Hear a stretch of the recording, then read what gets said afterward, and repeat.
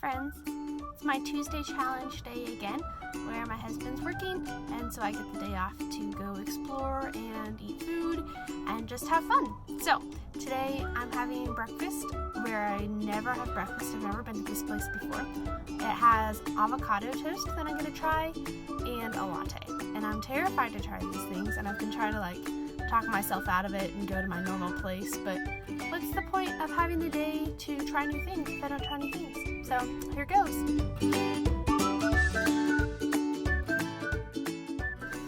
It wasn't as bad as I expected, but also wasn't as great as I expected. So, it was good, and it was nice to get those healthy fats in, and I never eat avocado, so that was a really good thing to do. Yeah, it was scary, but really exciting and exhilarating at the same time. So I guess challenge completed and accomplished, and I feel good. So yeah, we'll see what else I do today. So exciting news. I got my third recovery period yesterday. It's kind of a shock, and I'm so glad it came. It was a week later than I was expecting, just based on when I got my second one. But that's okay. At least I got it, and I can't believe it happened. So I'm cramping bad today. So there are, I guess, not perks, but it's such a, the benefits far outweigh the negatives. So I'd much rather have cramps than have brittle bones. Let's put it that way. Anyway, so also sorry for the weird angle. I guess I gotta sit up more. Hello. I wanted to talk a little bit about recovery and what that looks like in as far as eating. So the recovery plan I followed said to have a minimum of 2,500 calories, and that's following the guidelines in the No Period Now What book. Highly recommend. Really great book. 2,500 calories seems super unapproachable to people that struggle with an eating disorder. That's absurd. I think it sounds like a lot of calories, but once you start eating and actually letting yourself freely eat, it's so easy to eat that much. If you've been restricting for years and years, your body is craving that so badly that once it starts getting an inflow of calories, you just start getting more and more hungry. So that's where extreme hunger comes in, where people can eat so much more than they ever thought possible, just because your body is saying, you haven't fed me in a really long time. Can I have food please now? And once you start giving it, it's like, oh, can I have more and more? Because I don't know when you're going to feed me again.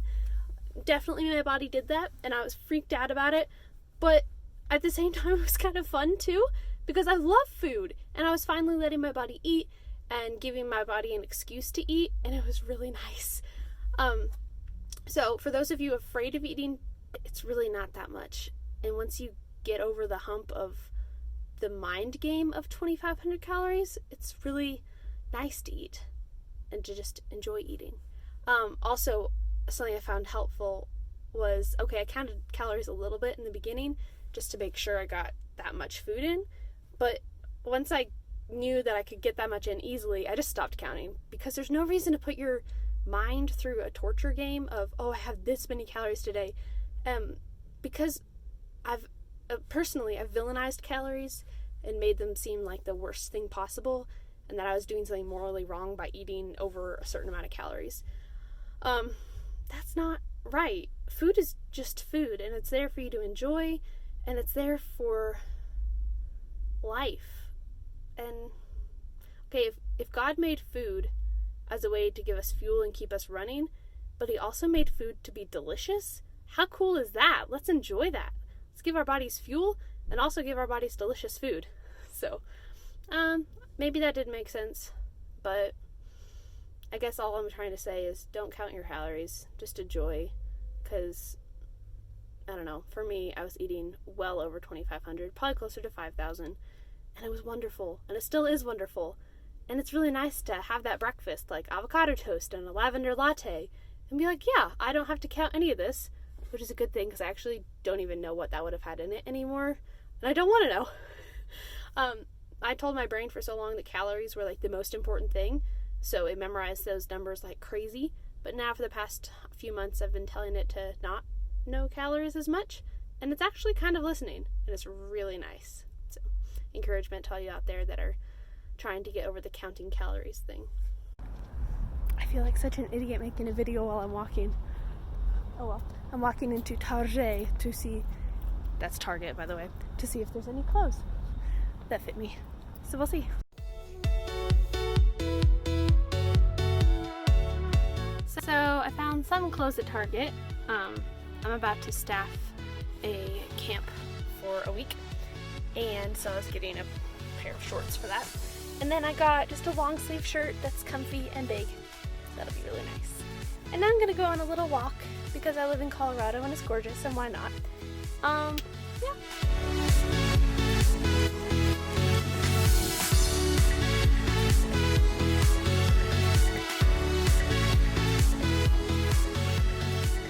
So for lunch today, I had a grilled sandwich and tomato bisque or something soup.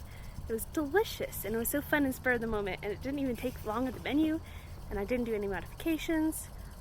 Also, my husband's back there. Well, you can't see him. There he is. So if he pops around the corner, that's why. Anyway, didn't do any modifications or anything. I was really proud of myself and ate the thing, and this is really nice to feel like I'm making progress. So my sister and her husband came to visit this weekend, and she sent me a text after they left and said that she can't remember having as much fun as she did this weekend with me since we were like teenagers or preteen, because I've always been restrictive and stuff. And she said that the changes I've been making are really good, and it's nice to see me not being controlled by food. So that was a huge blessing to hear, and like, oh, it's worth it. So to all of you that are out there that are fighting still, it is worth it. People notice not weight gain, but the happy mentality that you have when you're weight restored.